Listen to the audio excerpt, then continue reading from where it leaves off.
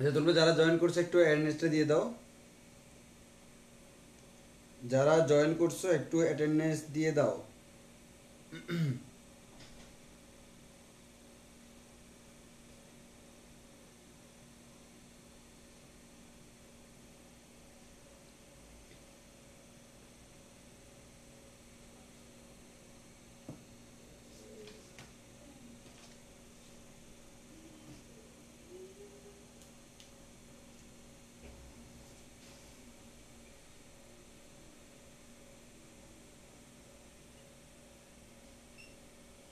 সবাই একটু অ্যাটেন্ডেন্স দিয়ে দাও, আমি আস্তে আস্তে স্টার্ট করব। তো শুরুতে আমি কয়েকটা জিনিস লিখে নিই একটু, আর তোমরা একটু এর আগে অ্যাটেন্ডেন্সটা একটু দিয়ে দাও। আমি আবারও বলতেছি, সবাই অ্যাটেন্ডেন্স দিয়ে দাও, আর আমার লেখাটা ক্লিয়ার কিনা এবং সাউন্ড ক্লিয়ার কিনা একটু জানো। অ্যাটেন্ডেন্স দিয়ে দাও, আমার লেখা এবং সাউন্ড ক্লিয়ার কিনা একটু জানো।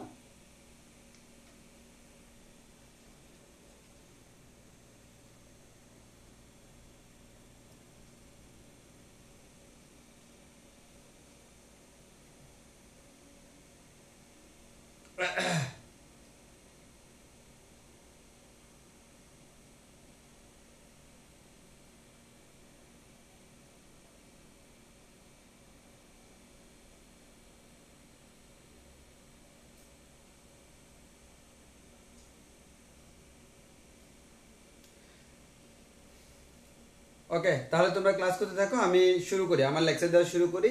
আজকে মোস্ট ইম্পর্টেন্ট জিনিস, অর্থাৎ গত ক্লাসে আমরা তোমাদেরকে অলরেডি বলছিলাম যে আমাদের তাপ ইঞ্জিনের টপিক্সটা খুব বেশি ইম্পর্টেন্ট। আমরা যদি বলি আমাদের তাপগতিবিদ্যা অধ্যায় থেকে আমাদের সবচেয়ে ইম্পর্টেন্ট টপিক্স কোনটা সেটা বাছাই করার জন্য সেটা নিঃসন্দেহে বলা যায় তাপ ইঞ্জিন। তো সেক্ষেত্রে তোমার তাপ ইঞ্জিনিয়ারগুলো থেকে আমাদের ম্যাথ অনেক বেশি আসে, এবং এখানে তোমাকে অনেক কিছু জানতে হয়, মোটামুটি বেসিকটি স্ট্রং থাকতে হয়। কঠিন কোনো কিছু না, জিনিসটা সহজ, তবে আমাকে সহজ জিনিসটাকে সহজভাবেই পড়তে হবে। অনেকে একটু জটিল করে ফেলে, আর সহজ জিনিসটাকে সহজভাবে পড়ার সাথে সাথে আমাদের পড়ার স্টাইলটা আমরা এমনভাবে রেডি করব, সেটা হচ্ছে আমাদের পড়ার স্টাইলটা হবে সৃজনশীল মেথড। অর্থাৎ তুমি বইতে যেভাবে পড়বে সেভাবে না, আমরা আমাদের মতো পড়াবো, এবং আমাদের পড়ার ভিতরে দেখবে সৃজনশীলটা চলে আসছে। অর্থাৎ তুমি ক্লাস করার পরে বুঝতে পারবে সৃজনশীল তুমি নিজে নিজে পারতেছো। তো এখানে জাস্ট কনসেপ্টটা ক্লিয়ার রাখতে হবে, কঠিন কোনো কিছু না। অনেকে খুব কঠিন মনে করে, তুমি আজকে ক্লাস করার পরে বুঝবে এটা অত্যন্ত সহজ একটা জিনিস। জাস্ট তোমার বেসিক আইডিয়াটা ভালো থাকতে হয়। তো সেটা বলতে গেলে প্রথমত আসি যে আমরা বলছিলাম তাপ ইঞ্জিন। এই তাপ ইঞ্জিন কি জিনিস এবং এই তাপ ইঞ্জিন কিভাবে কাজ করে সেই জিনিসটা আমরা দেখব। তো আমরা গত ক্লাসে বলছিলাম, সেই জিনিসটা আমি ছোট্ট করে রিভিউ দিই। প্রথম কথা হচ্ছে তাপ ইঞ্জিন। আমরা বলবো ইঞ্জিন মানে হচ্ছে যে আমাকে কি করে, মেকানিক্যাল আউটপুট দেয়, অর্থাৎ তোমাকে যান্ত্রিক শক্তি যে দিবে তার নামে হচ্ছে ইঞ্জিন। এবং সে যান্ত্রিক শক্তি অনেক কিছু থেকে প্রডিউস করতে পারে। যেমন আমরা যদি বলি বাষ্প ইঞ্জিন, সে বাষ্প থেকে আমাদের কি করে, আমাদের এই যে যান্ত্রিক শক্তি প্রডিউস করে। আমি যদি বলি আমাদের এই যে তোমার আরেকটা বলা যায় তোমার ডিজেল ইঞ্জিন, সে ডিজেল থেকে প্রডিউস করে। পেট্রোল ইঞ্জিন পেট্রোল থেকে প্রডিউস করে। অকটেন ইঞ্জিন অকটেন থেকে প্রডিউস করে। বাট ওভারঅল কাহিনী একটাই, ইঞ্জিনের কাজ হচ্ছে সে তোমাকে আউটপুট একটা মেকানিক্যাল ওয়ার্ক দিবে, অর্থাৎ তোমাকে একটা যান্ত্রিক শক্তি দিবে। তাহলে তোমাকে যে আউটপুট একটা যান্ত্রিক শক্তি দিচ্ছে, সেটার জন্য বিভিন্ন জিনিস লাগে। তার তুমি যেটা ইউজ করো না কেন তার মূলে একটা জিনিস থাকে, সেটা হচ্ছে কি তাপ। তাহলে আমরা যে কাজটা করব, তাপ ইঞ্জিন বলতে আমরা কি বুঝি? তাপ ইঞ্জিন হচ্ছে এক ধরনের ইঞ্জিন। ইঞ্জিন মানে সে আমাকে কোন শক্তি দিবে? যান্ত্রিক শক্তি। সে কাকে যান্ত্রিক শক্তিতে রূপান্তর করবে? তাপকে। তাহলে আমরা বলতে পারি আমাদের তাপ ইঞ্জিনের কাজ হচ্ছে, এই তাপ ইঞ্জিনের কাজ হচ্ছে, এটা যদি আমার কোনো একটা তাপ ইঞ্জিন হয়, তার মধ্যে ঢুকে আমাদের তাপ শক্তি, অর্থাৎ আমি ইনপুট দিব তাপ শক্তি, এই ইনপুটের তাপ শক্তিটাকে সে আউটপুটে যান্ত্রিক শক্তিতে রূপান্তর করবে, যান্ত্রিক শক্তিতে রূপান্তর করবে। তাহলে আমরা একটা কথাই বলতে পারি, তাপ ইঞ্জিন হচ্ছে এমন একটি ইঞ্জিন বা এমন একটা মেশিন যে তাপ শক্তিকে যান্ত্রিক শক্তিতে কি করে? রূপান্তরিত করে। এবারে সব আমরা সিম্পলি বলতে গেলে আমরা এভাবে বলতে পারি যে আমাদের এখানে একটু কলমটা চেঞ্জ করি।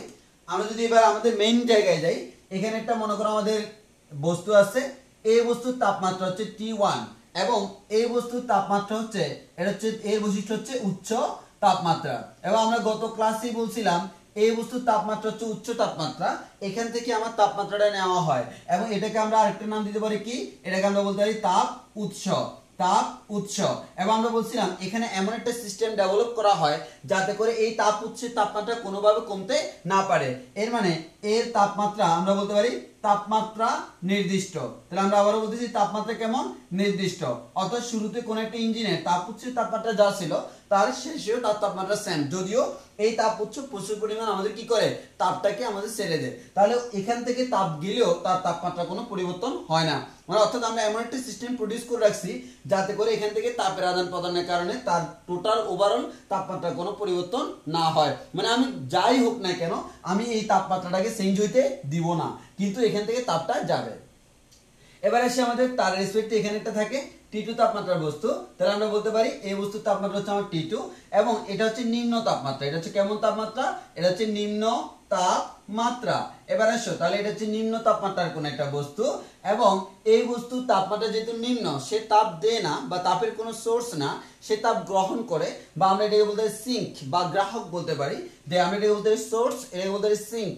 ও আমাদের উৎস, ও হচ্ছে গ্রাহক। তাহলে আমরা বলতে পারি এটা হচ্ছে তাপের গ্রাহক। সিমিলারলি আমরা আগের মতোই বলতে পারবো এই গ্রাহকের তাপমাত্রা সবসময় কেমন? নির্দিষ্ট। তাহলে এই গ্রাহকের তাপমাত্রা যেটা, ওই তাপমাত্রা হচ্ছে নির্দিষ্ট। তাহলে আমরা বলতে পারি আমাদের এগুলো হচ্ছে আমার কমন জিনিসগুলা, যে এটা হচ্ছে, তাহলে আমরা বলতে পারি এই পুরো জিনিসটাকে আমরা উৎসের সমতুল্য বলতে পারি। এটা হচ্ছে আমার উৎস, এটা হচ্ছে গ্রাহক। তাহলে T1 টা কার তাপমাত্রা? উৎসের তাপমাত্রা। আর T2 টা কার তাপমাত্রা? গ্রাহকের তাপমাত্রা। এবারে সব আমি ধরে নিলাম এটা হচ্ছে আমার সেই কাঙ্ক্ষিত ইঞ্জিন, এটাকে আমি নাম দিচ্ছি HE, মানে হচ্ছে হিট ইঞ্জিন।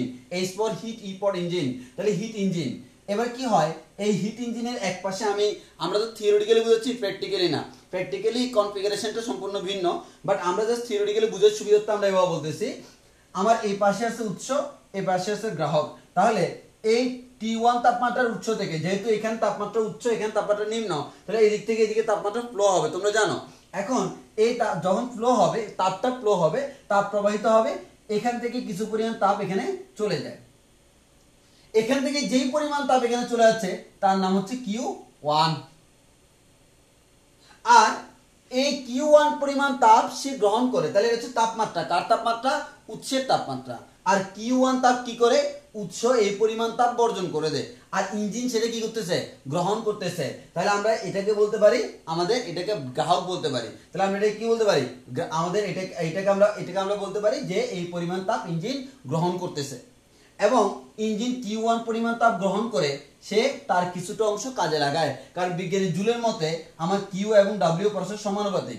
অর্থাৎ আমরা এখান থেকে বলতে পারি তাপ এবং কাজের পারস্পরিক রূপান্তর সম্ভব, অর্থাৎ একটা আরেকটা থেকে রূপান্তরিত হয়। তাহলে আমরা বলতে পারি Q1 পরিমাণ তাপ সে গ্রহণ করলো, কিন্তু আমরা গত ক্লাসে শিখছিলাম তাপগতিবিদ্যার দ্বিতীয় সূত্র অনুযায়ী 100% কাজ পাওয়া কখনো সম্ভব না।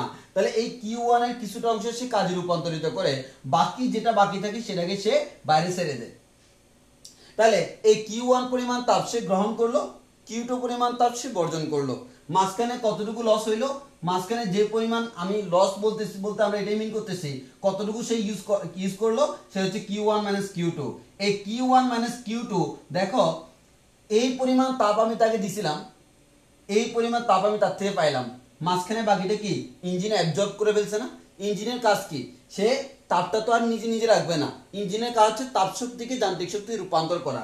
এর মানে মাঝখানে এই পরিমাণ যেহেতু ইঞ্জিনের মধ্যে রয়ে গেছে, ইঞ্জিন তো আর এটাকে রেখে দেয় নাই, ইঞ্জিন এটাকে কৃত কাজে রূপান্তর করছে। তাহলে আমরা বলতে পারি আমাদের কোন একটা ইঞ্জিনের এটাকে আমরা, তাহলে আমরা এটাকে কি বলতে পারি, এটাকে আমরা বলতে পারি গৃহীত তাপ। এটাকে আমরা কি বলতে পারি, গৃহীত তাপ। কে গ্রহণ করছে, ইঞ্জিন। আর Q2 যেটা, এটাকে আমরা বলতে পারি বর্জিত তাপ। তাহলে আমরা গৃহীত তাপ পাইলাম, বর্জিত তাপ পাইলাম। আর W যেটা, এটা হচ্ছে আমাদের কি, ইঞ্জিন দ্বারা কৃত কাজ। কে কাজটা করে, ইঞ্জিন। তাহলে এটা হচ্ছে ইঞ্জিন দ্বারা কৃত কাজ। এবার যদি আমি বলি T1 কার তাপমাত্রা, উৎসের তাপমাত্রা। এটা হচ্ছে উৎসের তাপমাত্রা। এবার যদি আমরা বলি T2, এটা কি তাপমাত্রা, কার তাপমাত্রা, গ্রাহকের তাপমাত্রা, গ্রাহকের তাপমাত্রা। তাহলে আমরা ওভারঅল একটা ইঞ্জিন সম্পর্কে আমরা খুব ভালো একটা আইডিয়া পেয়ে গেলাম। তাহলে আমরা বলতে পারি এটা হচ্ছে আমাদের ইঞ্জিন কিভাবে কাজ করে, বা আমাদের ইঞ্জিনের বেসিক যে জিনিসটা সেটা হচ্ছে আমি কি বলতে পারি, সে তাপ গ্রহণ করতেছে। তাপ গ্রহণ করার জন্য তো কোনো একটা উৎস লাগবে, সেটা হচ্ছে এই উৎসটা।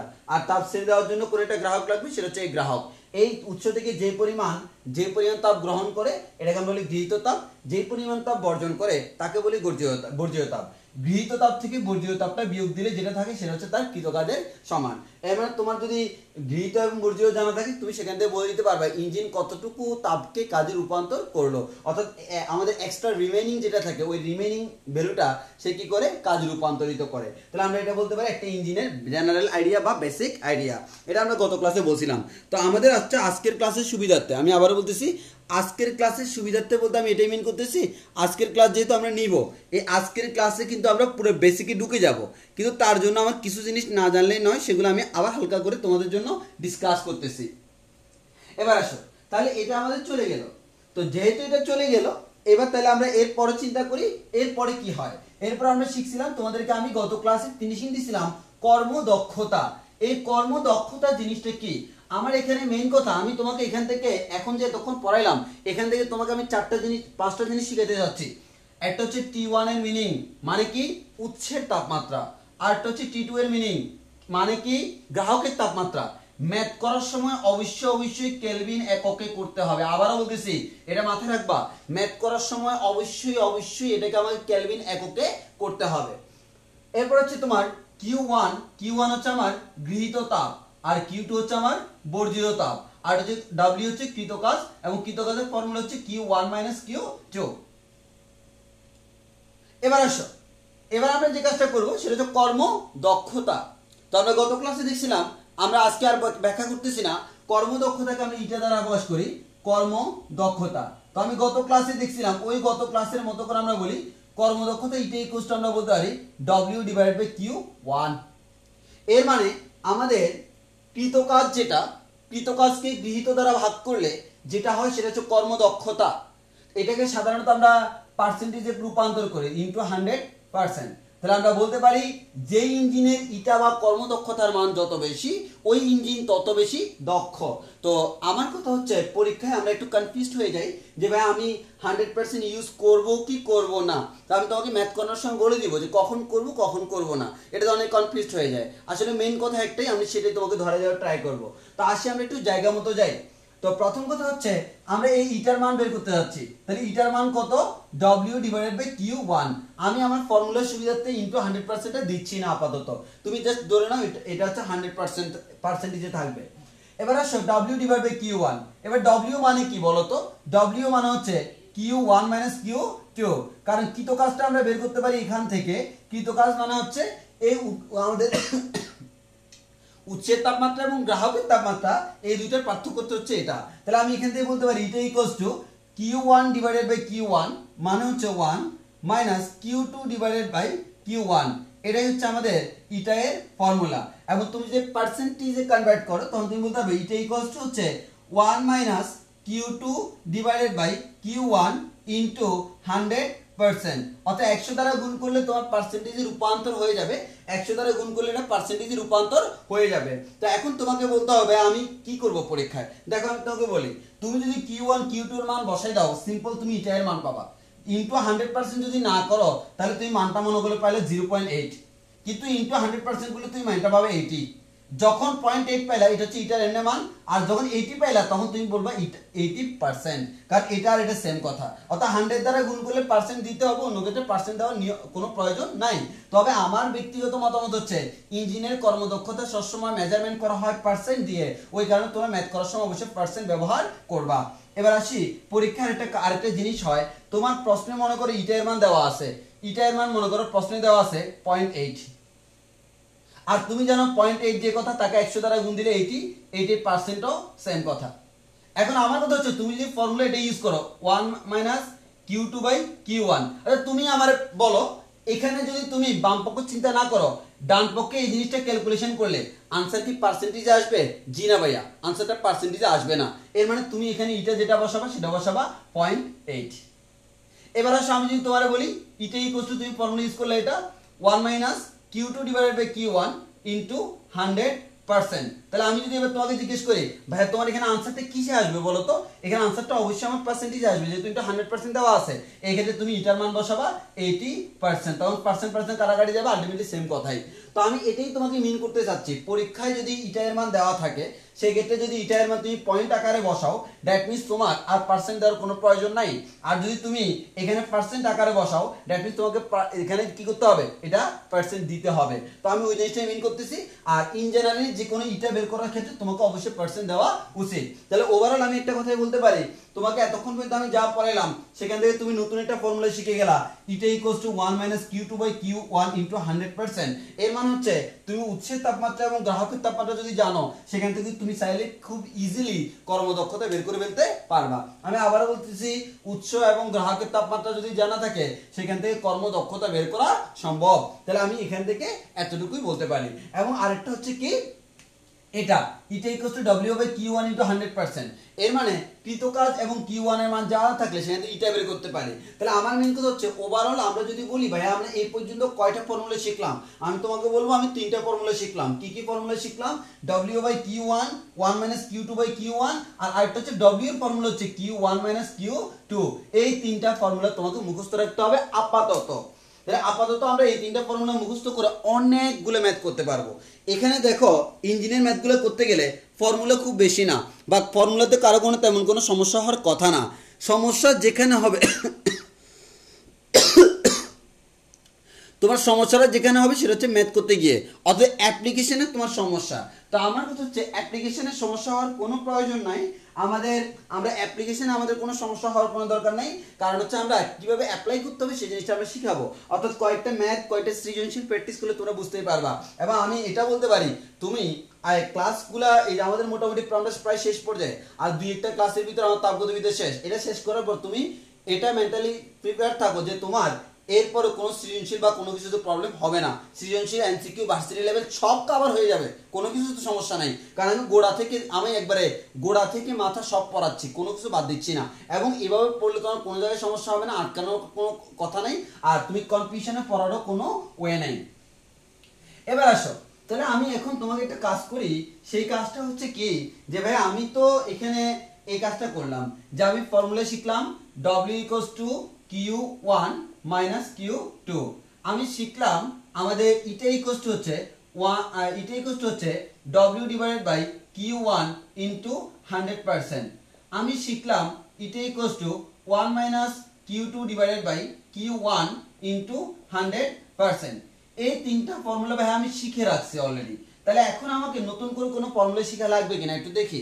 তাহলে আচ্ছা একটা জিনিস খেয়াল করে দেখো, আমরা এখানে একটা জিনিস কম্পেয়ার করব, সেটা হচ্ছে কি, তাপ এবং তাপমাত্রার মধ্যে আমাদের একটা রিলেশন আছে। তোমরা জানো যে আমার কিউ এবং টি এই দুইটার মধ্যে একটা রিলেশন থাকা আসলে উচিত, এবং আমরা জানি আছে। কোন একটা বস্তুর মধ্যে তুমি যত বেশি হিট দিবা, তাপ দিবা, তার তাপমাত্রা তত কি হবে, বাড়বে। এবং যত আমাদের তাপের পরিমাণ যত কমাবা, তাপমাত্রা তত কমবে। এবার আমরা বলতে পারি কিউ এবং টি পরস্পর কেমন সম্পর্ক, সমানুপাতিক সম্পর্ক। ওকে, তাহলে আমরা একটা কথা বলতে পারি, আমাদের কোন একটা ইঞ্জিনে উৎসের তাপমাত্রা যত বেশি সে নিশ্চয় আমাকে তত বেশি আমাদের তাপ দিবে, আর উৎসের তাপমাত্রা যত কম সে আমাকে তত কম তাপ দিবে। আবার গ্রাহকের ক্ষেত্রে সেম, গ্রাহকের তাপমাত্রা যত কম সে তত বেশি আমাদের এক্ষেত্রে তাপটা নিতে পারবে, আর গ্রাহকের তাপমাত্রা যত বেশি সে আমাদের তত কম তাপ নিতে পারবে। কারণ এখানে হচ্ছে ইকুইলিব্রিয়াম কন্ডিশন বা সাম্যাবস্থার একটা কথা আছে। মেইন থিম একটাই, যে তাপ এবং তাপমাত্রা পরস্পর কেমন সম্পর্ক? সমানুপাতিক সম্পর্ক। যদি সমানুপাতিক সম্পর্ক হয় এখান থেকে বলা যায় কিউ ইকুয়ালস টু হচ্ছে কে ইন্টু টি, এখান থেকে বলা যায় Q divide by T equals to constant. এর মানে যে কোনো ইঞ্জিনের ক্ষেত্রে তুমি বলতে পারবা তার তাপ এবং তাপমাত্রার অনুপাত সবসময় কি থাকে? ধ্রুবক থাকে। তাহলে আমি যদি বলি কোন একটা ইঞ্জিনের উৎসের তাপমাত্রা T1, গ্রাহকের তাপমাত্রা T2, তারপর হচ্ছে আমার আমাদের উৎস থেকে গৃহীত তাপ Q1, উৎস থেকে আমাদের গ্রাহকে বর্জিত তাপ Q2, তাহলে আমরা বলতে পারি এই দুইটার অনুপাত এবং এই দুইটার অনুপাত কেমন হবে? সমান, কারণ সেম ইঞ্জিন সেম সিচুয়েশন। তাহলে আমরা বলতে পারি এক্ষেত্রে Q1 বাই T1 যা আসবে Q2 বাই T2 ও কি সেম আসবে। তাহলে আমরা এখান থেকে একটা কথা বলতে পারি T2 divided by T1 equals to Q2 divide by Q1 অবশ্যই বলা যায়। এর মানে আমি যে কোনো ইঞ্জিনের ক্ষেত্রে এই জিনিসটা বলতে পারবো T2 বাই T1 যে কথা Q2 বাই Q1 ও কি কথা? সেম কথা। তাহলে আমরা এখানে কি আমি ফর্মুলাকে একটু মডারেট করতে পারি? এটা ইকুয়ালস টু আগে বলছিলাম 1 মাইনাস Q2 বাই Q1, এই Q2 বাই Q1 এর জায়গায় T2 বাই T1 ও লেখা যায়, T2 বাই T1 ইনটু 100%। তাহলে ওভারঅল আমি যদি চিন্তা করি বর্তমানে আমার ফর্মুলা হয়ে গেছে কয়টা? 4টা, এবং ইটা এর খালি ফর্মুলা আছে 3টা। Eta equals to W by Q1, eta equals to 1 minus Q2 by Q1, eta equals to 1 minus T2 by T1। এবার প্রশ্ন আসে ভাইয়া আপনি এই দুইটার মধ্যে কোনটা ইউজ করাটাকে বেস্ট মনে করেন? আমি কোনোটাকে ইউজ করা বেস্ট মনে করি না, আমি মনে করি যেটা ইউজ করবে সেটাই বেস্ট, কারণ এখানে দুইটা ফর্মুলার মধ্যে কোনো পার্থক্য নাই। তুমি এটা দিয়ে করলে যে আনসার পাবা এটা দিয়ে করলে সেম আনসার পাবা। কিন্তু এবার তুমি দেখবা পরীক্ষায় তোমার কি দেওয়া আছে, পরীক্ষায় যদি তোমার তাপ দেওয়া থাকে তাহলে তুমি এটা দিয়ে করবা, পরীক্ষায় যদি তাপমাত্রা দেওয়া থাকে তখন তুমি এটা দিয়ে করবা। আবারও বলতেছি পরীক্ষায় তাপ দেওয়া থাকলে এটা দিয়ে করবা, পরীক্ষায় তাপমাত্রা থাকলে এটা দিয়ে করবা। এটা হচ্ছে আমার মেইন জিনিসগুলো, মেইন থিমগুলো। এখানে অনেকে কনফিউজড হয়ে যায়, অর্থাৎ ম্যাথ করার জন্য যা যা লাগে সেগুলো আমি বলতেছি। এবার আসে পরের কাহিনী।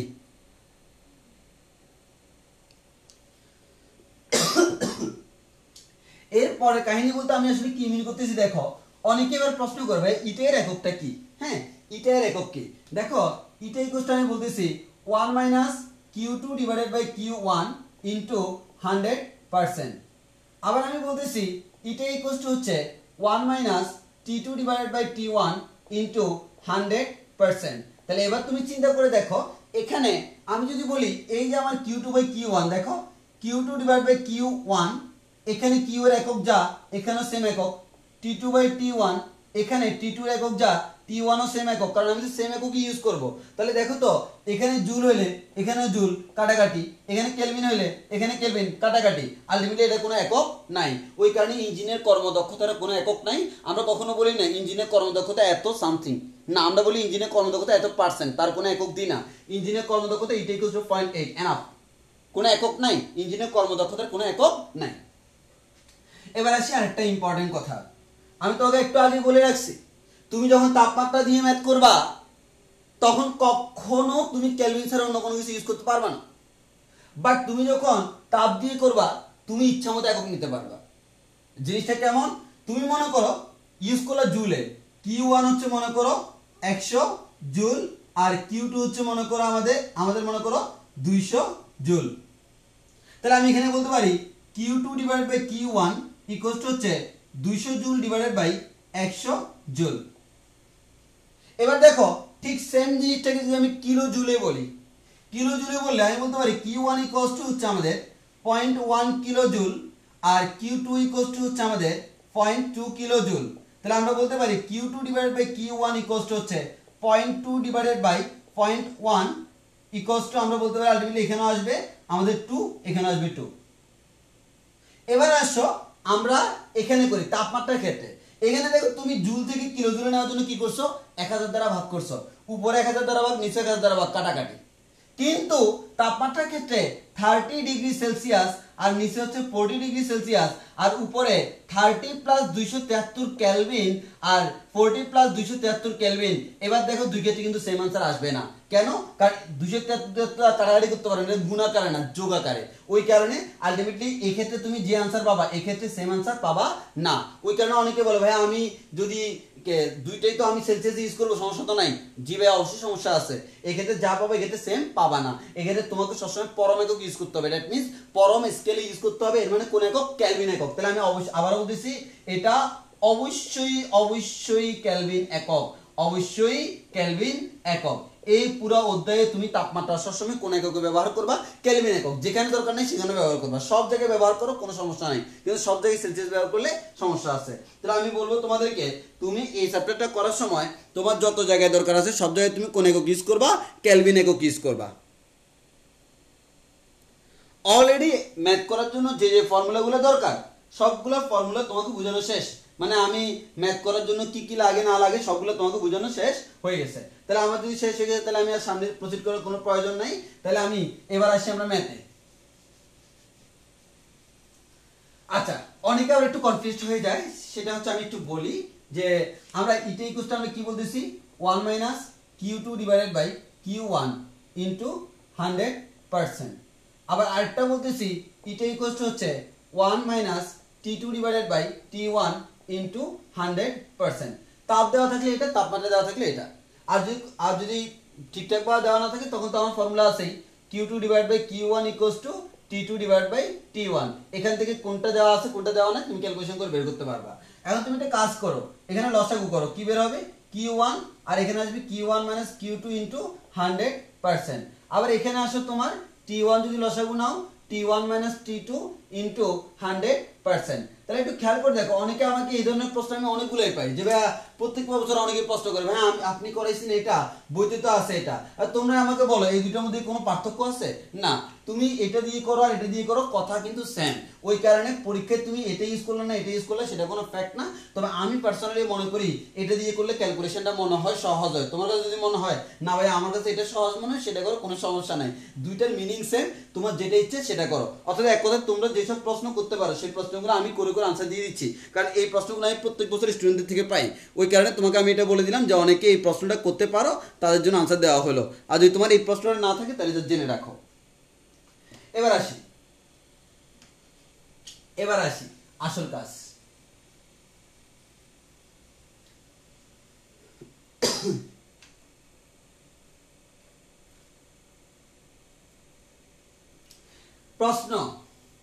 প্রশ্নটা কি, ইঞ্জিনের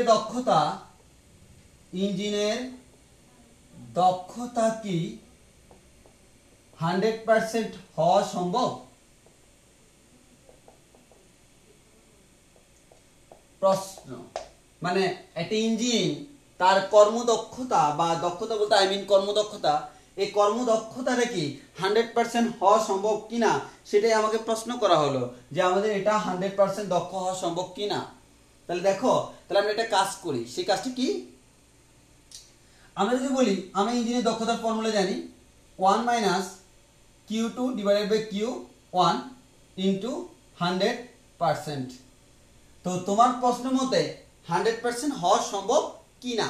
ওকে, দেন আমি তোমাকে বলি কিভাবে 100% হইলে কি হয় আসলে। তাহলে আমি যদি বসাই দিই, ধরে নিলাম এটা 100% equals to 1 minus Q2 divide by Q1 into 100%। তাহলে এই যে 100% কাটাকাটি, তাহলে বলা যায় আমাদের কাটাকাটি করলে তো এখানে 1 আসবে, 1 ইকুয়ালস টু হচ্ছে 1 minus Q2 divide by Q1। এবার আসো আমরা এখান থেকে বলতে পারি কি, এখান থেকে আমাদের যে জিনিসটা হবে সেটা হচ্ছে এই জিনিসটা এই পাশে আসবে Q2 divide by Q1 equals two এখানে 1 আছে, আর এই 1টা ডানে গেলে কি হবে মাইনাস হবে। তো এক কথা বলতে পারি 1 1 কাটাকাটি, আর এটা এই পাশে আসলে 0। এর মানে কোন একটা ইঞ্জিনের কর্মদক্ষতা 0 হইতে হলে Q2 বাই Q1 0 হইতে হবে, অথবা বলতে পারি T2 by T1 equals two 0 হইতে হবে, কারণ এটা 0 হয় এটা 0 হতো সেম কথা, ফর্মুলা টি এর ধরলে আলটিমেটলি এটাই আসতো। তাহলে এবার আসছি কিভাবে 0 হওয়া সম্ভব। যদি আমার এটা 0 হইতে হয় তাহলে কি হইতে হবে, এখানে 0 হওয়ার জন্য ক্রাইটেরিয়া কি কি। তাহলে প্রথমত আসি আমার 0 হওয়ার জন্য কি হইতে হবে, Q2 ডিভাইডেড বাই Q1 এই জিনিসটার মান হইতে হবে 0। এবার আসি এই জিনিসটার মান 0 কয়ভাবে হইতে পারে, আমার উত্তর হলো দুইভাবে। কিভাবে, একটা হচ্ছে যদি Q2 ইকুয়ালস টু 0 হয় তাহলেই তো আমার এটা 0 হয়ে গেল, আর আরেকটা হচ্ছে Q2 আমার 0 হইল না, Q1 ইকুয়ালস টু যদি ইনফিনিটি হয় আমরা জানি 1 বাই ইনফিনিটি ইকুয়ালস টু কত, 1 বাই ইনফিনিটি ইকুয়ালস টু 0, তাহলে তো হয়ে গেল। এর মানে আমি দেখতেছি আমার যদি কর্মদক্ষতা 100% হইতে হয় তাহলে Q2 এর মান 0 হইতে হবে, অথবা T2 এর মান 0 হইতে হবে, Q1 এর মান ইনফিনিটি হইতে হবে, অথবা T1 এর মান ইনফিনিটি হইতে হবে। প্রথমত আসি প্রথমটা Q2 = 0 বা T2 = 0। Q2 = 0 মানে কি? এই Q2 = 0 মানে হচ্ছে আলটিমেটলি, আর এখানে 0 মানে কিন্তু 0 কেলভিন, আর এখানে 0 মানে 0 জুল। তাহলে দেখো এই Q2 এর মান 0 মানে কি? এই Q2 এর মান 0 মানে হচ্ছে, আবারও বলতেছি, এই Q2 এর মান 0 মানে হচ্ছে ওই ইঞ্জিন কোনো তাপ বর্জন করে না, অর্থাৎ ইঞ্জিন যে পরিমাণ গ্রহণ করলো সে কোনো তাপ বর্জন করে না। অর্থাৎ যদি তাপ বর্জন না করে কোনো তাপ গ্রাহকের প্রয়োজন আছে? জি না ভাই, কোনো গ্রাহকের প্রয়োজন নাই। কিন্তু আসলে এটা আমার ম্যাথমেটিক্যালি সত্য, কিন্তু প্র্যাকটিক্যালি তোমার এরকম সম্ভব না। এর মানে এটা প্রকৃতপক্ষে কি অসম্ভব একটা ব্যাপার স্যাপার। একইভাবে Q1 এর মান ইনফিনিটি হইতে হবে। Q1 এর মান অসীম মানে কি? অসীম পরিমাণ তাপ গ্রহণ করবে। অসীম পরিমাণ তাপ কখনো গ্রহণ করা যায় না, কারণ অসীম জিনিসটা এত বেশি যে যেটা সম্পর্কে আমাদের কোনো আইডিয়া নাই। তাহলে এক কথায় বলতে পারি এই যে কাহিনী, এই কাহিনীটা কি? এই কাহিনীটা অবাস্তব, এটা বাস্তবে সম্ভব না। যার কারণে কোন একটা ইঞ্জিনের দক্ষতা কখনো 100% হইতে পারে না। এবং প্রকৃতপক্ষে কোন একটা ইঞ্জিনের দক্ষতা 20 থেকে 25% এরকম হয়। আর বর্তমানে যারা খুব হাই এফিসিয়েন্সি অনেক ভালো ভালো এই তোমার গাড়ির কোম্পানিগুলো আছে, তাদের ক্ষেত্রে দেখা যায় মোটামুটি 40% আর 45% এরকম করে, যেমন স্পোর্টসের কারগুলা, সেগুলো আর অনেক ইয়া করা হয়। তো সেক্ষেত্রে আমার হচ্ছে সর্বোপরি চিন্তা করলে ওই ম্যাক্সিমাম 50% পর্যন্ত হয়। এর মানে কি, তুমি ইঞ্জিনে যদি এই ইঞ্জিনের কর্মদক্ষতা যদি 50% হয়, এর মানে কি তুমি 1 লিটার জ্বালানি ব্যবহার করছো, মানে তার মধ্যে আধা লিটার নষ্ট হয়ে গেছে। কিন্তু আমাদের মাথায় এটা আসে না, আসলে জিনিসটা এরকমই হয়। তুমি যা ব্যবহার করলা ম্যাক্সিমাম গাড়ির ক্ষেত্রে তোমার কর্মদক্ষতা 30%। এর মানে কি তুমি যা দিলা তার 30% কাজে লাগছে, 70%ই নষ্ট হয়ে গেছে, ওই 30% দিয়ে গাড়ি চলতেছে। তাহলে আমরা বলতে পারি মোটামুটি এটা এই প্রশ্নটা অনেক সময় আসে যে কোন একটা ইঞ্জিনের কর্মদক্ষতা 100% হওয়া সম্ভব কিনা। তাহলে আমাদের উত্তর হচ্ছে কি, জি না ভাইয়া, কোন একটা ইঞ্জিনের কর্মদক্ষতা 100% হওয়া সম্ভব না। গাণিতিকভাবে দেখাইলাম এবং বললাম গাণিতিকভাবে দেখায় যে জিনিসটা হওয়া দরকার সেই জিনিসটা বাস্তবে সম্ভব না। যেহেতু সেই জিনিসটা বাস্তবে সম্ভব না, তাহলে আমরা একটা কথাই বলতে পারি কোন একটা ইঞ্জিনের দক্ষতা কখনো 100% হইতে পারে না। ওকে, এবার আসো, এতক্ষণ তো আমরা গাণিতিক হিসাব নিকাশ করলাম, এবার আসে আমি প্র্যাকটিক্যাল হিসাব নিকাশ, অর্থাৎ আমাদের গ্রাফ আঁকার পালা। অর্থাৎ কোন একটি ইঞ্জিন কিভাবে কাজ করে এই জিনিসটা নিয়ে আমাকে এখন কাজ করতে হবে। হ্যাঁ, আবার বলতেছি, আমাদের এবার কাজ হচ্ছে থিওরিটিক্যাল, অর্থাৎ একটা ইঞ্জিন কিভাবে কাজ করতেছে। তো আমরা এখন পড়বো যেটা নিয়ে, সেটা হচ্ছে আমার কার্নো ইঞ্জিন। কার্নো ইঞ্জিন নিয়ে আমাকে বিস্তারিত আলোচনা করতে হবে। প্রথমত আসি এই কার্নো ইঞ্জিন নিয়ে। কার্নো ইঞ্জিন হচ্ছে জাস্ট একটা ধারণা, বা আমরা এটা বলতে পারি এটা হচ্ছে জাস্ট একটা আইডিয়া। এটা ইমপ্লিমেন্ট করা কখনো সম্ভব না। এখন এটা আবিষ্কার করছে বিজ্ঞানী সাদি কার্নো। উনার মতে উনি এমন একটা হিসাব নিকাশ করছে এই ইঞ্জিনের কর্মদক্ষতা এটা ইকুয়াল টু কত, 100%। মানে উনি জাস্ট এগুলো কল্পনা করে নিছে, এটা জাস্ট আর কিছুই না, এটা হচ্ছে নিছক কল্পনা। তাহলে আমাদের এই জিনিসটা হচ্ছে নিছক কল্পনা। এই কল্পনা করে উনি আমাদেরকে একটা মডেল তৈরি করছে। এবং বর্তমানে যত তুমি গাড়ি ইন্ডাস্ট্রি দেখো, যত কিছু দেখো না কেন, পুরো ইঞ্জিন সেক্টরটা এই সাদি কার্নোর এই কল্পনার উপর ডিপেন্ড করে ইমপ্লিমেন্ট করা হয়েছে। এর মানে উনি বলছে এটা উনার আইডিয়াটা ব্যবহার করে ইঞ্জিন ডেভেলপ করা হয়েছে, এবং সেই ইঞ্জিনটা হয়তো 100% এফিসিয়েন্ট না, বাট যতটুকু এফিসিয়েন্ট সেটা দিয়ে আমাদের কাজ চলতেছে। তাহলে আমাদের ওই সাদি কার্নো যে উনি সকল দোষ ত্রুটি মুক্ত, মানে বর্তমানে প্র্যাকটিক্যালি তো ইঞ্জিনে অনেক দোষ ত্রুটি আছে, হ্যাঁ, অনেক ফ্রিকশন আছে। যেমন ইঞ্জিনের পিস্টনটা আপ ডাউন করার জন্য আমরা অনেকগুলো মোবিল ইউজ করি। মোবিল কেন ইউজ করি? লুব্রিকেটিং অয়েল, এটা ইউজ করি ঘর্ষণ বা ফ্রিকশন কমানোর জন্য। এরকম অনেক ঝামেলা আছে, ঝামেলার শেষ নাই। বাট বিজ্ঞানিক সাদি কার্নো কি করছে, উনার কথা হচ্ছে কোনো ঝামেলা নাই, নামের মধ্যে সাদি আছে, বুঝতে পারতেছো? উনার কথা হচ্ছে না, উনার নামের মধ্যে বোঝা যাচ্ছে উনি কোনো কিছু কেয়ার করে না। তাহলে একটু খেয়াল করে দেখো, বিজ্ঞানী সাদি কার্নোর মতে উনি সকল দোষ ত্রুটি মুক্ত একটা ইঞ্জিনের ধারণা দিছে। এটা কিন্তু আবার বলতেছি এটা একটা মডেল বা ধারণা, আর কিছুই না। এবং ওই জিনিসটাই আমরা এখন পড়বো যে বিজ্ঞানী সাদি কার্নো কি আইডিয়াটা দিল, যে আইডিয়ার উপর বর্তমানে পুরো বিশ্ব তাকিয়ে আছে। তাহলে একটু খেয়াল করে দেখি, উনার মতে কার্নো ইঞ্জিনের যদি ডেফিনেশন বলা হয়, আমি আমার এখানে লিখে রাখছি। কার্নো ইঞ্জিনের ডেফিনেশনটা এরকম বলা যায়, এই যে এখানে লেখা আছে তোমার এরকম: তাপশক্তিকে যান্ত্রিক শক্তিতে রূপান্তর করার জন্য ফরাসি প্রকৌশলী সাদি কার্নো সকল দোষ ত্রুটি মুক্ত যে আদর্শ যন্ত্রের পরিকল্পনা করেন তাকে কার্নো ইঞ্জিন বলে। তাহলে এই ওনার ইঞ্জিনের কোনো কি নাই, দোষ নাই ত্রুটি নাই, কিন্তু আমাদের প্রত্যেকেরই দোষ ত্রুটি আছে। তো ওনার কথা হচ্ছে উনি তো প্র্যাকটিক্যাল বলেন, ওই জন্য এটা হচ্ছে একটা কল্পনা। ওই জন্য তুমি যদি চিন্তা করো ভাইয়া উইথাউট দোষ, আমাদের দোষ ত্রুটি আমরা অনেক কিছু করে ফেলবো, এটা সম্ভব না, কারণ এই জিনিসটা আমাদের একটা হিসাব কল্পনা। তাহলে আমরা এখান থেকে বলতে পারি ফরাসি বিজ্ঞানী সাদিক কানু যেটা বলছে এটা তার কল্পনা, এবং সেখান থেকে আমরা অনেক কিছু করে ফেলছি, তবে ওই জিনিসটাও নিতান্তই অল্প না। তাহলে আমাদের যেটা করছি এটা এনাফ। তাহলে আমাদের দেখো এই মডেলটা নিয়ে আমরা এখন কাজ করব। এখন আসি কাজ করতে গেলে প্রথমত আসো একটা সিলিন্ডারের মধ্যে আমাদের কি কি থাকে একটা ইঞ্জিনের মধ্যে। তাহলে আমরা আসি প্রথমত আসো, এটা হচ্ছে আমার মনে করে একটা ইঞ্জিন। এই ইঞ্জিনের এই অংশটাকে আমরা বলি ইঞ্জিন সিলিন্ডার। কি বলি? Engine cylinder. এটা হচ্ছে একটা সিলিন্ড্রিক্যাল শেপ। তাহলে বুঝতে পারতেছো আমরা এই যে এরকম যে আমার এরকম একটা শেপ যে আমাদের একটা ইঞ্জিন সিলিন্ডার, আবদ্ধ একটা সিলিন্ডার। এই সিলিন্ডারের ভিতরে যেটা আছে সেটা হচ্ছে পিস্টন আছে। এখানে একটা আমাদের পিস্টন আছে। এই জিনিসটাকে আমরা বলতেছি, নাম দিচ্ছি কি পিস্টন, যেটা আমরা কি করতে পারে ইঞ্জিনের মধ্যে উপরে নিচে মুভমেন্ট করতে পারে। যদি তুমি 3 ডাইমেনশনালি চাও, যদি আমার আঁকার হাত, এই যে ফিগার ড্র করার হাতটা খুব স্ট্রং না, বাট একেবারে নিতান্ত মন্দ না, তো আমি দেখি একটু তোমাদেরকে একটু 3D ফিলিংস দিতে পারে কিনা।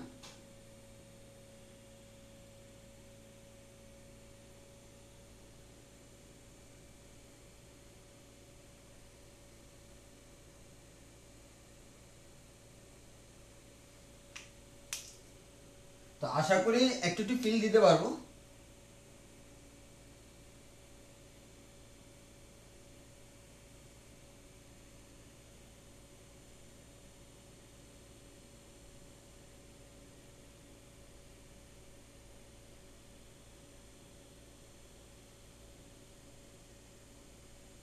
আচ্ছা, তো বুঝতেই পারতেছো জিনিসটা হচ্ছে দেখতে আসলে এরকম। হ্যাঁ, এই একটা গোল জিনিসের ভিতর, আর এখানে একটা দিলে আরো দেখতে সুন্দর লাগবে। গোল একটা সিলিন্ডার, এটাকে আমরা বলি পিস্টন, আর এটা হচ্ছে পিস্টনের সিলিন্ডার। সিলিন্ডারের ভিতরে এটা আপ ডাউন করতেছে। আমি সামনে থেকে দেখতে যাচ্ছি এরকম আসছি, হ্যাঁ, আসলে কিন্তু এটা দেখতে এরকম। তাহলে আমাদের এরকম মুভমেন্ট করতেছে। তাহলে এই জিনিসটাকে আমরা নাম দিচ্ছি, এটা হচ্ছে সিলিন্ডার, এটা হচ্ছে ইঞ্জিন সিলিন্ডার। এই সিলিন্ডারের ভিতরে এই বস্তুটাকে আমরা নাম দিচ্ছি, এটা হচ্ছে পিস্টন। এটাকে আমরা বলি কি পিস্টন। পিস্টনটা উপরে নিচে মুভমেন্ট করতে পারে। বুঝতে পারছো ইঞ্জিনের সিলিন্ডারের সাথে এটার একটা কি আছে, মুভমেন্ট আছে। কিন্তু এই মুভমেন্ট, এই যে একটা ঘর্ষণ আছে, এই ঘর্ষণটা যদি থাকে তাহলে এফিসিয়েন্সি কমে যাবে না? না, নরমালি কমে যাবে, বাট বিজ্ঞানী সাদিক কানু বলতেছে কি উনার কোনো সমস্যা নাই। উনার কথা হচ্ছে এখানে কোনো ফ্রিকশনই নেই, মানে উনি ধরে নিছে। আমরা ধরি জিনিসটা এরকম, ধরি পিতার বয়স পুত্র থেকে আমার কয়েক বছর কম, আমার এরকম হয় না অনেক সময় ম্যাথের মধ্যে এরকম দিয়ে দেয়, উল্টা দিয়ে দেয় পিতার বয়স বলে কম। তো এখন হচ্ছে জিনিসটা হচ্ছে এমন যে আমার এখানে এই যে কার্নুজ যে কাজটা আমাদের সাদি কার্নুজ যে কাজটা করছে উনার মতে এখানে কোনো ফ্রিকশন নাই, এখানে কোনো কি নাই, এখানে লস নাই, খালি লাভের পর লাভ ছাড়া উপায় নাই, লস নিয়ে কাজ নাই। তাহলে একটু খেয়াল করে দেখো, এই যে এটা হচ্ছে একটা সিলিন্ডার, এই সিলিন্ডারের মধ্যে পিস্টনটা মুভমেন্ট করে, কোনো ঘর্ষণ নাই। তাহলে আমরা বলতে পারি ইঞ্জিন সিলিন্ডারের ভিতরে আমার কি করে পিস্টনটা মুভমেন্ট করে, এবং এখানে আমার কি থাকে বিভিন্ন গ্যাস থাকে, মানে যেটা আমরা জ্বালানি বলি আর কি। এটাকে আমরা বলতে পারি কি, এটাকে আমরা আরেকটা নাম দিই, সেটা হচ্ছে কার্যনির্বাহক বস্তু। কার্যনির্বাহক বস্তু এর মানে যে বস্তুটা কার্য সম্পাদন করতে আমাদেরকে সহায়তা করে। তাহলে এটা হচ্ছে আমার কার্যনির্বাহক বস্তু। এবার আসলে আমরা এটাকে একটু অন্যভাবে ডিজাইন করি। মানে কি, এটার শেপটা এটা এই যে এটা 4-5টার মধ্যে কি কি আছে দেখি। প্রথম কথা, এই যে এই ধরনের অংশটা, এটার মানে হচ্ছে এটা হচ্ছে তাপের কুপরিবাহী। মানে জিনিসটা হচ্ছে এমন, তাহলে তুমি বুঝতেই পারতেছ তার পৃষ্ঠ, এটা হচ্ছে পুরো পৃষ্ঠের মধ্যে, এই পৃষ্ঠটা কখনো তাপের আদান প্রদান করতে দেয় না। এটা দ্বারা বাধা বুঝাচ্ছে, মানে এটা দ্বারা কুপরিবাহী বুঝাচ্ছে। কি বুঝাচ্ছে? কুপরিবাহী, কোনো পরিবহন করতে দেয় না। তাহলে দেখো এই সিলিন্ডারের ভিতরে যে গ্যাসগুলো আছে, এই গ্যাসগুলো থেকে তাপের আদান প্রদান কি এই দিক দিয়ে সম্ভব না, এই দিক দিয়েও সম্ভব না, আবার পিস্টন দিয়েও সম্ভব না। তাহলে সম্ভব কোন জায়গায়? জাস্ট নিচ দিয়ে সম্ভব। এর মানে আদান প্রদান করবো কোন দিক দিয়ে? নিচ দিয়ে। তাহলে এটা এই জায়গা ছাড়া আমাদের তাপের আদান প্রদানের কোনো উপায় নাই। যদি উপায় না থাকে তাহলে এটা হচ্ছে আমাদের একটা ইঞ্জিন, হ্যাঁ, একটা ইঞ্জিনের সিলিন্ডার। তো সিলিন্ডারের মধ্যে এই জিনিসগুলো থাকে। এখন আসো, এখানে আমাদের একটা ইঞ্জিনের কাজগুলো সম্পাদন করতে হলে আরো কয়েকটা জিনিস লাগে। তো ওই কয়েকটা জিনিস কি কি আমি বলি। প্রথমে আমরা যেটা দেখাবো, এটা দেখে তুমি বুঝতে পারবে এই জিনিসটা কি। এটা হচ্ছে আমাদের তাপ উৎস।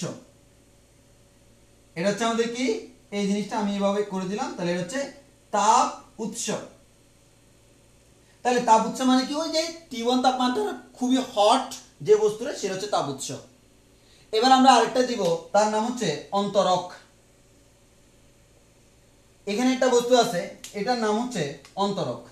মানে বুঝতে পারছো পুরোটা কি তাপের কুপরিবাহী, তাহলে এটার নাম হচ্ছে কি অন্তরক।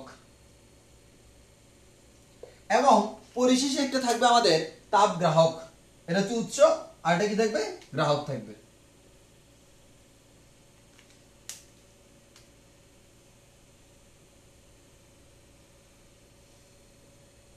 এটা হচ্ছে কি তাপ গ্রাহক। এবার আসো, তাহলে আমরা এখন সিম্পল যে জিনিসটা দেখবো যে একটা ইঞ্জিন কিভাবে কাজ করে। হ্যাঁ, একটু ভালো করে খেয়াল করো, এখানে হচ্ছে আসল কাজ, যে ইঞ্জিন কিভাবে কাজ করে এটা মাথায় ঢুকাতে পারলে বাকি সব আমাদের হয়ে যাবে। তাহলে একটু ভালো করে খেয়াল করো, এক নাম্বার কাজ, আমাদের একটা ইঞ্জিনে 4টা ধাপে কাজ করে। আমরা ইঞ্জিনিয়ারিং এর ভাষায় এদেরকে অন্য কিছু বলি, তোমাদের ভাষায় তোমরা সিম্পল ভাষায় শিখবা। আমরা ইঞ্জিনিয়ারিং এর ভাষায় যে সাকশন, কম্প্রেশন, আমাদের এক্সপানশন, এক্সজস্ট, এরকম আমরা 4টা ধাপ পড়ি। ওই 4টা ধাপ তোমরা তো আর ইংলিশে পড়বা না, তোমরা বাংলায় পড়বা, তোমরা একটু অন্যভাবে পড়বা। তো আমাদের ইঞ্জিনিয়ারিং ভাষায় তোমাদের পড়ার দরকার নেই, ইঞ্জিনিয়ারিং ভাষায় তোমাকে পড়াইতে হলে অ্যানিমেশন দিয়ে পড়াইতে হবে, যে আমাদের ইউনিভার্সিটিগুলো যেভাবে পড়ানো হয় স্লাইড প্রেজেন্টেশন দিয়ে। তো তোমার অ্যানিমেশন দিয়ে পড়ানো কোনো দরকার নেই, ওইভাবে করতে গেলে তোমাকে পুরো ইঞ্জিনিয়ার ডিটেলস পড়াইতে হবে। তোমার ইঞ্জিনিয়ার ডিটেলসের দরকার নেই, তোমাকে জাস্ট আমি সিম্পল যা যা লাগে তাই পড়াবো। তোমার পড়াইতে বললে আগেই বলছিলাম, যেহেতু আমি মেকানিক্যাল স্টুডেন্ট, তোমাকে ইঞ্জিন পড়াইতে গেলে শুরু করলে শেষ করা যাবে না। তো আমার কথা হচ্ছে আমি সিম্পল ওইতে যতটুকু বললে তোমার হয়, আর যতটুকু না বললেই নয়, সেই জিনিসগুলো পড়ে আমরা শেষ করাবো। তাহলে একটু খেয়াল করে দেখো, এখানে তুমি আমার ভাষায় চিন্তা করো, দেখো আমি এই জিনিসটা কিন্তু বইয়ের ভাষায় পড়াবো না, মানে আমি আমার মতো করে পড়াবো, যাতে করে তোমার মাথায় একটা জিনিস ভিত্তি ঢুকে যায় যে আসলে কিভাবে কাজ করে। কিন্তু এমন না যে ইঞ্জিন এখানে যেভাবে বলো ঠিক সেভাবে কাজ করে, মানে প্রসিডিউরটা শেখাচ্ছি, প্রসিডিউর সেম, কাজ করে স্টেপটা ভিন্ন। তাহলে দেখো এক নাম্বার কাজ, দেখো এক নাম্বার কাজ আমি এখানে লিখি। এক নাম্বার কি করে, এটা হচ্ছে আমার কোন একটা ইঞ্জিন, ইঞ্জিনের সিলিন্ডার। কি হয় দেখো, আমার এখানে যে জিনিসটা হচ্ছে সেটা হচ্ছে কি, ভালো করে খেয়াল করো, এই ইঞ্জিনের ভিতরে কি আছে, কার্যনির্বাহক বস্তু আছে।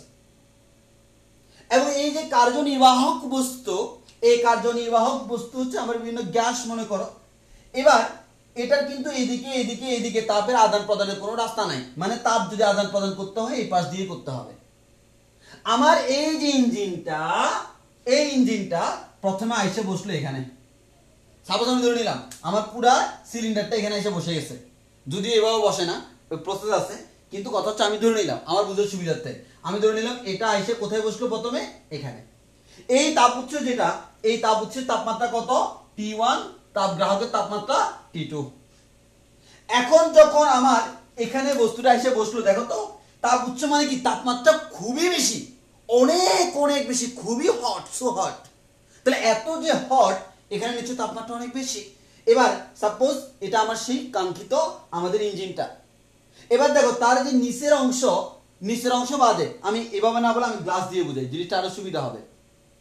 এটা দেখো, এটা হচ্ছে আমার সেই, এটা এই যে ইঞ্জিনের সিলিন্ডারটা, এই সিলিন্ডারের ভিতরে পিস্টন আছে, উপর দিয়ে তাপের আদান প্রদান হইতে পারে না, পৃষ্ঠ দিয়ে হইতে পারে না, কোন দিক দিয়ে হইতে পারে, নিচ দিয়ে। এই যখন এটাকে আইনে এটার উপর বসাই দিলাম, দেখো এটাও কিন্তু এদিকে এদিকে তাপের কোনো আদান প্রদান হয় না, একদিক দিয়ে হয়। এটার হয় উপর দিয়ে, এটার হয় নিচ দিয়ে। উপরে নিচে যখন একসাথে হয়ে যাবে, তাহলে আমাদের কি হয়ে যাবে জিনিসটা দেখো। আমি আরেকটা কাজ করি, এই যে তোমার জন্য আরেকটা মগ নিয়ে আসছি, দেখো।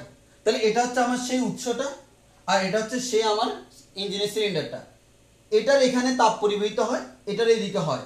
যখন এটা বসাই দিলাম, এর মানে কি, এই হট বস্তু থেকে আমার ভিতরে কার্যনির্বাহক বস্তু কিন্তু তার তাপমাত্রা খুবই কম, তখন সে কি করে, নিতেই থাকে নিতেই থাকে নিতেই থাকে।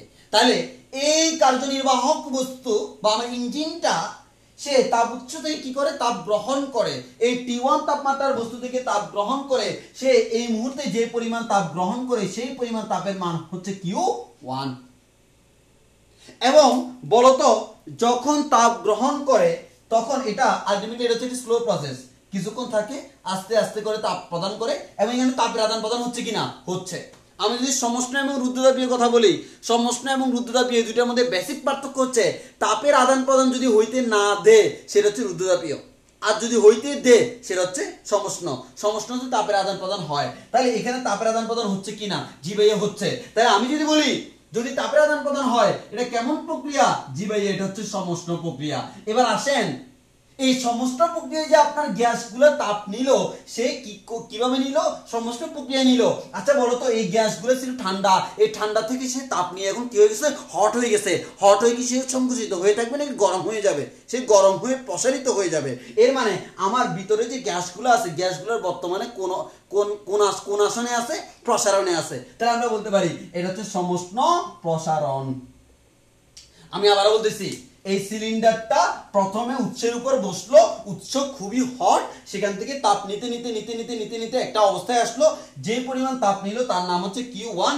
এই Q1 তাপ সে যখন নিবে কোন একটা গ্যাস, সে তাপ নিয়ে কি হয়, প্রসারিত হয়। প্রসারিত হলে আমার পিস্টনটা আস্তে আস্তে উপরে উঠে শুরু করবে। তাহলে এক নাম্বার প্রক্রিয়া কি হইলো, সমষ্ণ প্রসারণ হইলো। তাহলে এটা হচ্ছে ইঞ্জিনের প্রথম ধাপ। ইঞ্জিনের একটা ইঞ্জিন যে কাজ করে সেই কাজ করার এক নাম্বার ধাপ কোন ধাপ, সমষ্ণ প্রসারণ। এই কাজটা করার পর সাথে সাথে সে এখান থেকে উঠা এখানে এসে বসে যায়, মানে এটার উপর বসে যায়। এটা কি অন্তরক। এই অন্তরক কি করে, যখন সে এখানে এসে বসে, দেখো এই জায়গায় যদি আমি অন্তরকটাকে বসাই দিই, সে কি এই ইঞ্জিন দেখো এতক্ষণ পর্যন্ত তাপ নিছিল, এই অন্তরকটা যখন এখানে এসে বসে গেছে, ইঞ্জিনটা আগে এদিক দিয়ে তাপের প্রবাহ করতে পারতো, এমনকি তাপের কোনো প্রবাহ করতে পারবে, জি না ভাইয়া। তার পথ খোলা ছিল একটা, সেই পথটা আমি বন্ধ করে দিলাম। তাহলে বলো তো ভাইয়া আমার এখানে এই যে যখন আমি এখান থেকে এটাকে দিয়ে দিলাম অন্তরকটা, সে কি এবার যে পরিমাণ তাপ গ্রহণ করলো কোনোভাবেই কি আর তাপ ভিতরে ঢুকাবে বা বাইরে যাইতে পারবে, এই ধরনের কোনো ওয়ে আছে, জি না ভাইয়া কোনো ওয়ে নাই, কারণ ওয়ে ছিল একটা, সেটাই তো আমি বন্ধ করে দিলাম। তাহলে এটা কোন প্রক্রিয়া, রুদ্ধতাপীয় প্রক্রিয়া। তাহলে 2 নম্বর প্রক্রিয়া হচ্ছে রুদ্ধতাপীয়। রুদ্ধতাপীয়। এবার আসো গরম গরম জিনিস যখন তুমি আবদ্ধ করে রাখলা, মানে যেমন দেখো এখান থেকে এখানে নেওয়ার সময় কিছু তাপের আদান প্রদান হয়, কিছু আশেপাশে যায় লস হয়। এখন যখন এটা আবদ্ধ করে ফেললা, সে তো ইচ্ছা, এটা হচ্ছে কেমন আমি বলি, সে তাপ গ্রহণ করতেছে করতেছে করতেছে, ওই মুহূর্তে হঠাৎ করে আবদ্ধ করে দেওয়া হয়। এই হঠাৎ করে যখন আবদ্ধ করবে, তাপ নিতে নিতে নিতে নিতে দেখা যাবে সে আবদ্ধ হওয়ার পর দেখা যাবে এই মুহূর্তে সে আরো একটু প্রসারিত হয়ে যায়। মানে তার ধর্ম হইলো কি, তাপ গ্রহণ করতে হতে ওই তাপগুলো যখন আটকা পড়ে গেছে, মানে জিনিসটা এমন তাপ যা ছিল এই তাপগুলো যখন এখানে আটকা পড়ে গেছে, সে ওই আটকে যাওয়ার কারণে সে কি হবে, ওইখানে ভিতরে গতিশক্তি বেড়ে আরো একটু প্রসারিত হবে। হয়তো দেখা গেছে তাপ গ্রহণ করার কারণে যে পরিমাণ প্রসারিত হয়েছে এটার কারণে জাস্ট হালকা প্রসারিত হবে, বাট হবে তো হবে। তাহলে আমাদের আবদ্ধ গ্যাস যেগুলো সেটা কোন প্রক্রিয়া, রুদ্ধতাপীয়। তাও কিন্তু সে কি হচ্ছে, প্রসারিত হচ্ছে, এটাগুলি রুদ্ধতাপীয় প্রসারণ। এবার কি হয়, তাহলে ইঞ্জিনটা সিলিন্ডারটা প্রথমে এখানে গেছিল, সেকেন্ড সে এখানে গেল, থার্ড সে যাবে এটার উপর। এই রুদ্ধতাপীয় প্রসারণের পর ইঞ্জিন যতটুকু প্রসারিত হওয়ার হয়ে গেছে, এই প্রসারিত হওয়ার সময় সে অলরেডি কাজ করে ফেলছে না। দেখো না পিস্টনটা নিচ থেকে উপরে উঠছে, মানে কি সে কাজ করে ফেলছে। এই কাজ করার পর এখানে ইঞ্জিন এটার সাথে কানেক্ট, এটা কেন হলে কানেক্টিং রড, কানেক্টিং রডের সাথে আমাদের ক্র্যাঙ্ক শেফটে আরো অনেক কিছু আছে, ওগুলো সব কানেক্টেড থাকে, অটোমেটিক কাজ করা হয়ে যাচ্ছে। তাহলে সে উপরে ধাক্কা দিয়ে কাজ করে ফেলছে। এবার কি করতে হবে, তাপগুলো ছেড়ে দিতে হবে না, সেই যাবে আমার এখানে তাপ গ্রাহকে। এবার বলো এখানকার গ্যাসগুলো কেমন, হট, উষ্ণ। এবং সে যখন এই ঠান্ডা তাপ গ্রাহকের উপর যাবে, বলো তো এটার উপর নিয়ে বসাই দিলে সে এবার কি করবে, এটা তো অনেক কোল্ড ঠান্ডা, সে তো হট, সে কি চাচ্ছে, তার হটনেসটা কমাই দিতে। তার হটনেসটা কমাইতে হলে কি করতে হবে, তাপগুলো ছেড়ে দেবে। সে Q1 পরিমাণ তাপ, Q2 পরিমাণ তাপ এখানে কি করে দিবে, বর্জন করে দিবে। কোথায়, তাপ গ্রাহকে। এই তাপ গ্রাহক সেটা গ্রহণ করবে। তাহলে গ্রহণ করলে এবার বলো এখানে তাপের আদান প্রদান হচ্ছে কিনা, জি ভাইয়া হচ্ছে। তাহলে কোন প্রক্রিয়া, সমষ্ণ প্রক্রিয়া। এবার বলেন আপনি, সে যেহেতু সিলিন্ডারের গ্যাসগুলো তাপ কি করতেছে, ছেড়ে দিচ্ছে, সে যদি তাপ ছেড়ে দেয় সে কি প্রসারিত হয় না সংকুচিত হয়, তাহলে তাপ ছেড়ে দিলে সংকুচিত হয়ে আসে। তাহলে সংকোচন মানে, তাহলে আমাদের এটা প্রক্রিয়া হচ্ছে সমষ্ণ, প্রসেসটা হচ্ছে কি, সংকোচন। তাহলে আমরা বলতে পারি সমষ্ণ সংকোচন। এন্ড 4 নাম্বার ধাপ, সে এখান থেকে এবার আসে আবার এখানে, অর্থাৎ তাপ ছেড়ে দেওয়ার পর আবার অন্তরকের মধ্যে এসে বসে।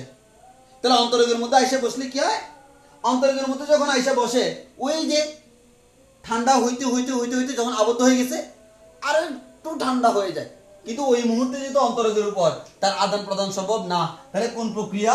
রুদ্ধ তাপীয়। রুদ্ধ তাপীয়, তবে এই প্রক্রিয়া এসে কি হয়? সংকুচিত হয়। তাহলে হচ্ছে রুদ্ধ তাপীয় সংকোচন। তবে এই সংকোচনটা খুবই কম, হালকা একটু সংকোচন। তাহলে আমরা একটা কথা বলতে পারি সিম্পল হয়ে, ইঞ্জিনের সিলিন্ডার এটা এখানে গেল, তাপ গ্রহণ করলো, প্রসারিত হলো, অন্তরকে যায় বসলো, আর একটু হালকা প্রসারিত হলো, এখানে গেল, তাপ ছেড়ে দিল, তাপ ছেড়ে দেওয়ার পর আবার এখানে এসে বসলো, আর একটু ঠান্ডা হইলো, পুরো একটা সাইকেল শেষ।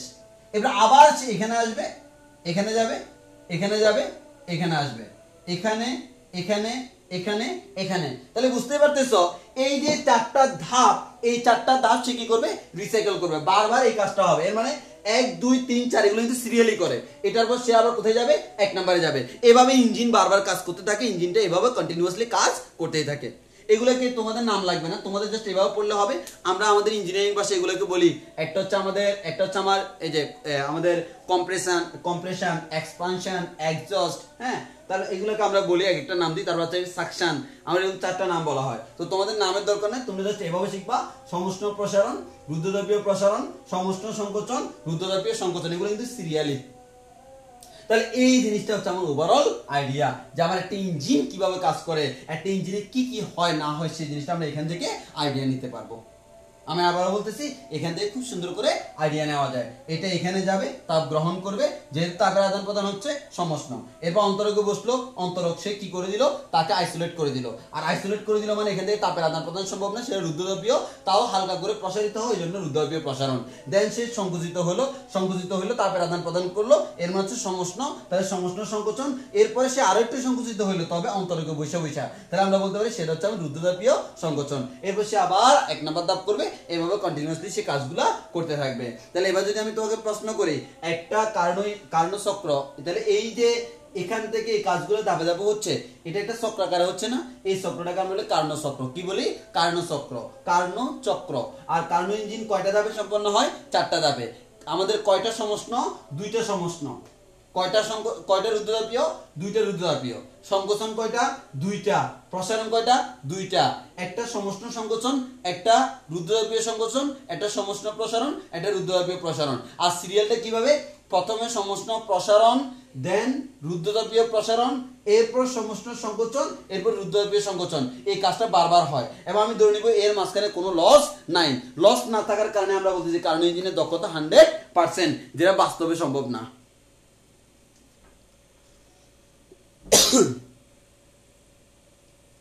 এবার আসো,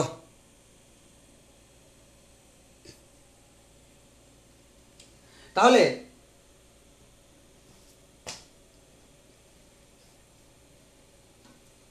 আমাদের অলরেডি আমরা এই জিনিসগুলো জেনে গেলাম। এবার লাস্ট আজকের জন্য গ্রাফ। এতটুকু যদি জানো, তোমার কাছে গ্রাফটা পান্তাভাতের মতো, কোনো ব্যাপারই না, খুব সিম্পল একটা গ্রাফ। তাহলে আমি দেখি, কিন্তু এই গ্রাফটা তুমি যদি সৃজনশীল উল্টাও, দেখবা প্রত্যেকটা পেজে পেজে খালি এই গ্রাফটাই চোখে পড়ে। হ্যাঁ, তখন তোমার কাছে মনে হবে পড়ে না চোখের পলক, এ কেমন গ্রাফের চলক। হ্যাঁ, তো তখন তোমার কাছে এরকম মনে হবে গ্রাফের যে জলকটা, ওই জলকটা তোমাকে জলাঞ্জলি দিয়ে দিবে। তাহলে একটু খেয়াল করে দেখি, আমরা গ্রাফের জলক দেখবো, সেই গ্রাফটা কোন, সেই গ্রাফ কোত্থেকে এলো সেটা। তাহলে একটু খেয়াল করো, এই আমার জাতীয় গ্রাফ। জাতীয় গ্রাফ মানে কি? এদিকে বি, এদিকে পি, এবং আমরা বলছিলাম এদিকে বি, এদিকে পি দিলে এই গ্রাফটার নাম হচ্ছে নির্দেশক গ্রাফ। নির্দেশক গ্রাফ, এই নির্দেশক গ্রাফে আমরা বলি এই এক্স অক্ষে আবদ্ধ অংশটুকু আমাদের সবসময় কি নির্দেশ করে? কৃতকাজ নির্দেশ করে। এগুলো অনেক আগে করা হয়ে গেছে। এবং সমস্ত প্রক্রিয়ায় কৃতকাজ কত, রুদ্ধতাপীয় প্রক্রিয়ায় কৃতকাজ কত, সেটাও জানা হয়ে গেছে। এবং এটাও বলে দিছি, এটা হচ্ছে সমস্ত প্রক্রিয়ার গ্রাফ, এটা হচ্ছে রুদ্ধতাপীয় প্রক্রিয়ার গ্রাফ। রুদ্ধতাপীয় প্রক্রিয়ার গ্রাফ সমষ্টের তুলনায় একটু বেশি খাড়া। হ্যাঁ, তাহলে আমাদের তুমি নিজে চিন্তা করো, তুমি সমষ্ট নাকি রুদ্ধতাপীয়, মানে খাড়া নাকি কম খাড়া। তাহলে একটু খেয়াল করো, গ্রাফটা।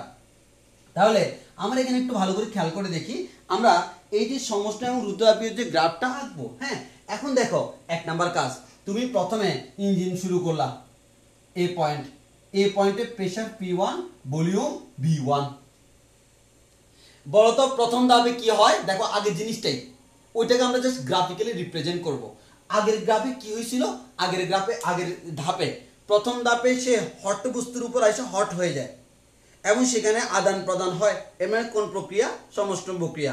কি হয়? প্রসারিত হয়। তাহলে দেখো এদিকে যদি আমি ভলিউম রাখি, তুমি বলো তো এদিকে ভলিউম রাখা মানে কি?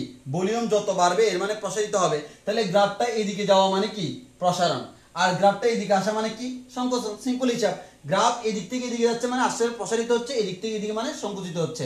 আর তোমরা জানো ভলিউম যত বাড়বে প্রেসার তত কমবে, ভলিউম যত কমবে প্রেসার তত বাড়বে, যেটা হচ্ছে বয়েলের গ্রাফ। আর সমষ্ণ প্রক্রিয়ার লেক্সিটো তোমরা জানোই যে এটা আসলে বয়েলের লেক্সিটোটাই। তাহলে আমরা একটা কথা বলতে পারি কি, এক নাম্বার ধাপ হচ্ছে সমষ্ণ প্রসারণ। তাহলে প্রথম কথা, এটা কোন প্রক্রিয়া? সমষ্ণ প্রক্রিয়া। গ্রাফটা সমষ্ণ প্রক্রিয়ার মতোই হবে এবং কেমন? প্রসারণ। তাহলে দেখো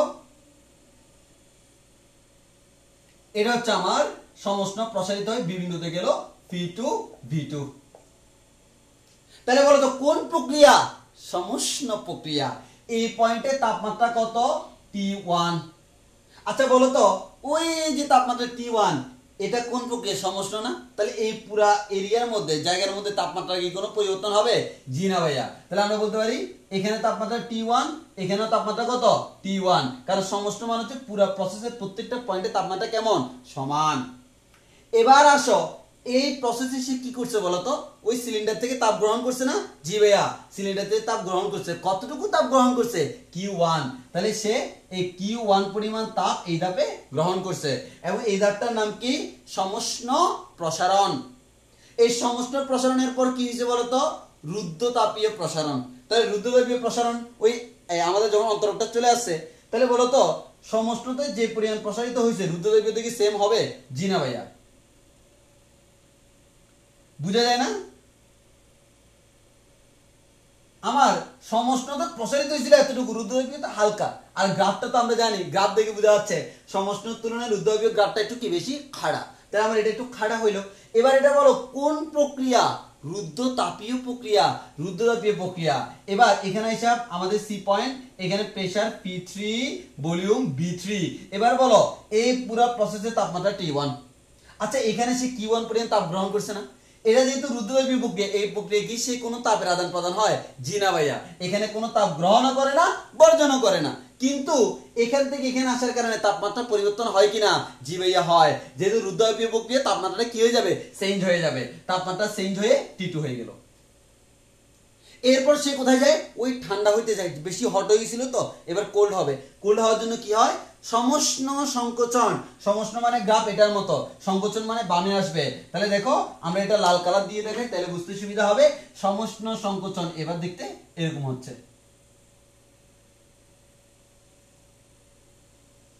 এটা হচ্ছে কি? সমষ্ণ সংকোচন। তাহলে একটু খেয়াল করো, এখানে ডি পয়েন্টে প্রেসার P4, ভলিউম V4 এবং তাহলে এটা গেছিল এইদিকে, এটা গেছিল এইদিকে, এটা এইদিকে। কোন প্রক্রিয়া? সমষ্ণ। এর মানে তাপমাত্রা কনস্ট্যান্ট মানে এখানে তাপমাত্রা T2 ছিল, এখানে তাপমাত্রা T2। ওই যে গ্রাফে চলে গেছে। এবার আসো এরপর কি হয়েছিল? সমষ্ণ রুদ্ধতাপীয় সংকোচন। আর রুদ্ধতাপীয় সংকোচনে কি হয়? তাহলে আমাদের এই যে বামে যাবে একটু খাড়া হয়, তাহলে একটু খাড়া হয়ে সে আবার আগের পয়েন্টে রিটার্ন যাবে এবং আগের পয়েন্টে রিটার্ন গেছে মানে কি এখানে কোনো লস হয় নাই, যার কারণে সে এক্স্যাক্টলি আবার আগের পয়েন্টে রিটার্ন গেল। তাহলে আমরা বলতে পারি এই যে গ্রাফটা, এই গ্রাফটা হচ্ছে আমার কার্নো চক্রের গ্রাফ এবং আজকে আমরা এই গ্রাফটা নিয়ে কোনো কিছু অ্যানালাইজ করব না। আমরা আগামী ক্লাসে গ্রাফটা নিয়ে অ্যানালাইজ করে ডাইরেক্ট সৃজনশীল করে ফেলবো, মানে এখান থেকে আসবে, কারণ আমার মেন মেন জিনিসগুলো পড়ানো শেষ। এখন হচ্ছে এই গ্রাফটা হচ্ছে বোঝানোটা হচ্ছে মেন ইম্পর্টেন্ট। তাহলে আমরা কি বলতে পারি? আরেকটা কথা বাকি রয়ে গেছে, এই 3 নাম্বার ধাপ যেটা, এই 3 নাম্বার ধাপে সে কি করে? সমষ্ণ সংকোচন না? সমষ্ণ সংকোচন মানে সে তাপ ছেড়ে দিচ্ছে। কি পরিমাণ তাপ ছেড়ে দিল? সে Q2 পরিমাণ তাপ ছেড়ে দিল। তাহলে আমি সিম্পল দেখো এই গ্রাফ থেকে তুমি ইঞ্জিন সম্পর্কে খুব ভালো একটা আইডিয়া পাবা। প্রথমে সে সমষ্ণ প্রক্রিয়া সংকুচিত হয়, প্রসারিত হয় এবং কিভাবে প্রসারিত হয়? Q1 পরিমাণ তাপ গ্রহণ করে। কার থেকে গ্রহণ করে? তাপ গ্রাহক থেকে, তাপ উৎস থেকে গ্রহণ করে। উৎসের তাপমাত্রা কত? T1। উৎসের তাপমাত্রা কেমন থাকে? কনস্ট্যান্ট থাকে। এই উৎসের তাপমাত্রা কনস্ট্যান্ট আছে, ওই তাপমাত্রা কনস্ট্যান্ট রেখে সে Q1 পরিমাণ তাপ গ্রহণ করে। আমরা আগেই বলছি উৎসের তাপমাত্রা কেমন থাকবে? কনস্ট্যান্ট। এবার আসো এরপর সে রুদ্ধতাপীয় প্রক্রিয়া প্রসারিত হয়। ওই মুহূর্তে যেহেতু সে উৎস থেকে আর কোনো তাপ নিচ্ছে না, ওই যে পরিমাণ তাপ নিল সেগুলো আবদ্ধ থাকার কারণে তার তাপমাত্রা একটু বেড়ে যায়। যে পরিমাণ তাপ বাড়ে বর্তমানে তাপমাত্রা হচ্ছে T2। এই পয়েন্টে আসার পর এবার সে সংকুচিত হওয়া শুরু করে। সংকুচিত হলে সে কি করে, এবার সংকুচিত হওয়ার জন্য তাপ ছেড়ে দিতে হবে। কি পরিমাণ তাপ ছেড়ে দেয়? Q2 পরিমাণ। এই Q2 পরিমাণ তাপ ছেড়ে দিয়ে সে Q2 পরিমাণ তাপ যেহেতু ছেড়ে দিল, কোথায় ছেড়ে দিল? তাপ গ্রাহকে। আর যেহেতু এই তাপ গ্রাহকে ছেড়ে দিল, তাপ গ্রাহকে সারার সময় কি তার তাপমাত্রা কোনো পরিবর্তন হয়? জি না ভাইয়া, তাপ গ্রাহকের তাপমাত্রা কনস্ট্যান্ট, ওই কারণে তাপমাত্রা কোনো পরিবর্তন হয় না। এরপর সে আবার আগে যায় রিটার্ন করলো, ওই আমাদের রুদ্রতাপীয় সংকোচনের মাধ্যমে আবার আগে যায় গেল, এবং এই কাজটা সে বারবার চলতে থাকে। এবং এটা দেখো একটা পুরোটা একটা কি, পুরোটা একটা আমাদের একটা নির্দিষ্ট ক্লোজড অংশ না, এর মানে আমরা এখান থেকে বলতে পারি এটা 100% দক্ষ, এবং এটা হচ্ছে একটা প্রত্যাবর্তী প্রক্রিয়া। কোন প্রক্রিয়া? প্রত্যাবর্তী প্রক্রিয়া। আবার আগে যায় রিটার্ন করা গেছে, দেখো এখান থেকে যাই যে আবার আগে যায় রিটার্ন করছে, এবং এটা হচ্ছে একটা কোন প্রক্রিয়া? প্রত্যাবর্তী প্রক্রিয়া। এবং যেহেতু কার্নো ইঞ্জিনে আমরা কোনো লস ধরতেছি না, এই কার্নো ইঞ্জিন হচ্ছে প্রত্যাবর্তী প্রক্রিয়া। এটা গ্রেট এক্সাম্পল, খুব ভালো একটা এক্সাম্পল আমরা বলতে পারি। তোমরা আজকে এর থেকে বেশি কিছু পড়াবো না, কারণ এই গ্রাফ নিয়ে আমরা অ্যানালাইজ করতে গেলে খুব বেশি টাইম লাগবে।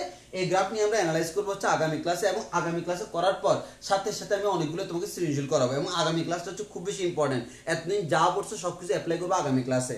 তাহলে আমাদের এই যে আজকে এতটুকুই। তোমাদের কারোর প্রশ্ন থাকলে প্রশ্নগুলো করো, আমি আনসারগুলো দিয়ে দিই। তার আগে আমি এটা ছবি তুলে রাখি।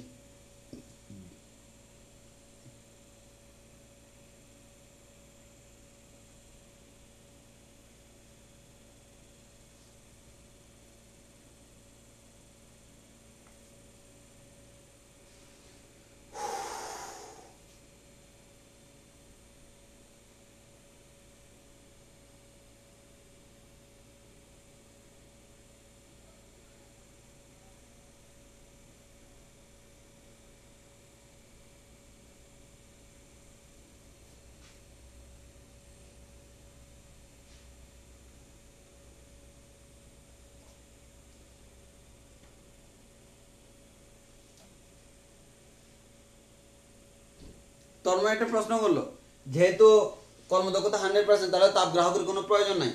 দেখো আমরা এটা গাণিতিক ভাবে বলছিলাম, কিন্তু সিম্পল যে তুমি ইঞ্জিনের একটু আগে তুমি ধাপগুলো যে দেখছিলা, সে যদি আবার আগের অবস্থায় আসতে হয়, সে যে পরিমাণ তাপ গ্রহণ করছে সেটাকে আবার ছেড়ে দিতে হবে না? সে যদি ওই তাপটা ছেড়ে না দেয়, তাহলে তুমি বলো সে কি আবার আগের মতো কাজ করতে পারবে? যেহেতু ইঞ্জিন কন্টিনিউয়াসলি কাজ করবে, এর মানে তাকে যে তাপ গ্রহণ করে সেটাকে আবার ছেড়ে দিতে সে বাধ্য। যদি সেটা সে ছেড়ে না দেয়, তাহলে কিন্তু সে বারবার একই কাজ করতে পারতেছে না। ইঞ্জিনের কাজ হচ্ছে বারবার একই কাজ করা, এবং সেটা সে করতে পারবে না যদি সে আমাদের কোনো তাপ গ্রাহকে তাপ ছেড়ে না দেয়।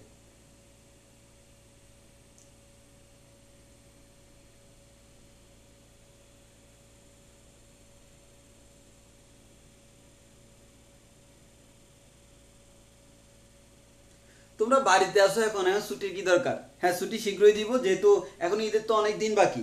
আজকে কয় তারিখ রে? আজকে মাত্র হচ্ছে তোমার 25 তারিখ। ওই 1 তারিখে মনে হয় ঈদ। প্রচুর টাইম, প্রচুর টাইম। আমরা ঈদের আগে আমি চাচ্ছি আরো কয়েকটা ক্লাস দিয়ে তোমাদের এই চ্যাপ্টার শেষ করাই দিব। তো দেখা যাক কতটুকু পারি। আর সমস্যা নাই, তোমাদের ঈদের সময় হোমওয়ার্ক আছে তাদের জন্য, যারা স্থিরতরিৎ শেষ করো নাই। স্থিরতরিতের আমি অনেকগুলো লেকচার আমার ইউটিউবে আপলোড দিয়ে রাখছি, কিন্তু অনেকে হয়তো দেখো নাই।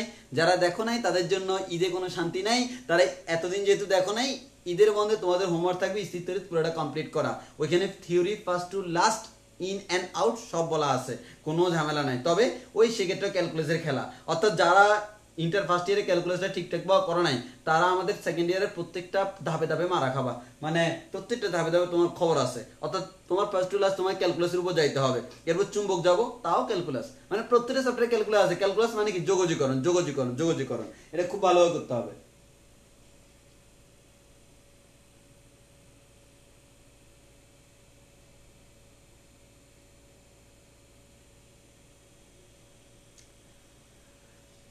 আচ্ছা, ইভান সাইদ প্রশ্ন করলো, ভাইয়া এখানে তো উৎসের তাপমাত্রা তো আর ইঞ্জিনে যায় না, তাইলে আমাদের কেমনে তাপমাত্রাটা সমান হলো? আচ্ছা দেখো, প্রথম কথা, আমি কিন্তু উৎসের তাপমাত্রার কোনো পরিবর্তন করতেছি না। এটা এটা তো ঠিক যে আমি উৎসের তাপমাত্রা যা ছিল এই তাপমাত্রাকে অলওয়েজ তাই রাখবো। আচ্ছা বলো তো, আমি যে উৎসটাকে ইঞ্জিন, আমাদের এই যে ইঞ্জিনের সিলিন্ডারটাকে উৎসের উপর রাখছিলাম, রাখলে কতক্ষণ পর্যন্ত তাপের আদান প্রদান হয়? যতক্ষণ পর্যন্ত না উভয়ের সাম্যাবস্থায় আসে। সাধারণত উচ্চ তাপমাত্রার বস্তুর তাপমাত্রা কমতে থাকে এবং ঠান্ডা বস্তু আস্তে আস্তে গরম হতে থাকে। কিন্তু কথা হচ্ছে এখানে উচ্চ তাপমাত্রার উৎস তো তার তাপমাত্রা কোনো পরিবর্তন করে না। এর মানে ইঞ্জিনের সিলিন্ডারের ভিতরে গ্যাসগুলো যতক্ষণ পর্যন্ত না উৎসের তাপমাত্রার সমান হবে ততক্ষণ পর্যন্ত সে তাপ গ্রহণ করবে। এর মানে সে Q1 পরিমাণ তাপ গ্রহণ করে কি তাপমাত্রা অর্জন করলো? উৎসের তাপমাত্রা অর্জন করলো। এবং পরেও সেম, সে Q2 পরিমাণ তাপ বর্জন করে সে কার তাপমাত্রা অর্জন করলো? গ্রাহকের তাপমাত্রা অর্জন করলো। অর্থাৎ যেহেতু তাদের সংস্পর্শে থাকে, আমরা জানি তাপের চলাচল ততক্ষণ পর্যন্ত হয় যতক্ষণ পর্যন্ত না তারা তাপীয় সমতায় আসে, অর্থাৎ তাপমাত্রা সমান হয়। এবার সমান হওয়া পর্যন্ত এই আদান প্রদান চলতে থাকে।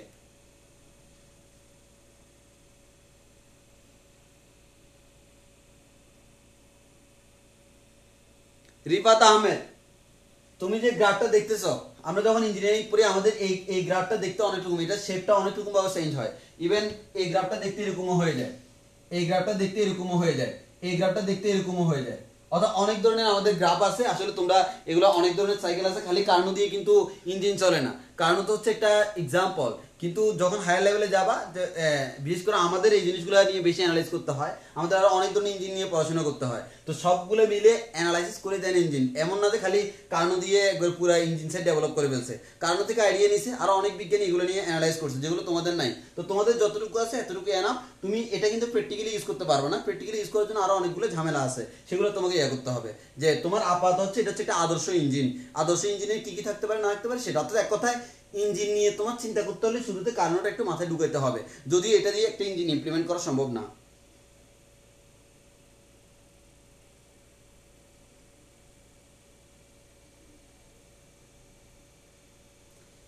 ঠিক আছে, তাহলে আজকের ক্লাস এখানে শেষ। আমাদের আগামী ক্লাস হচ্ছে সোমবারে, আমাদের আগামী ক্লাস হবে। আজকে তো শনিবার, আজকে কি বার? হ্যাঁ শনিবার।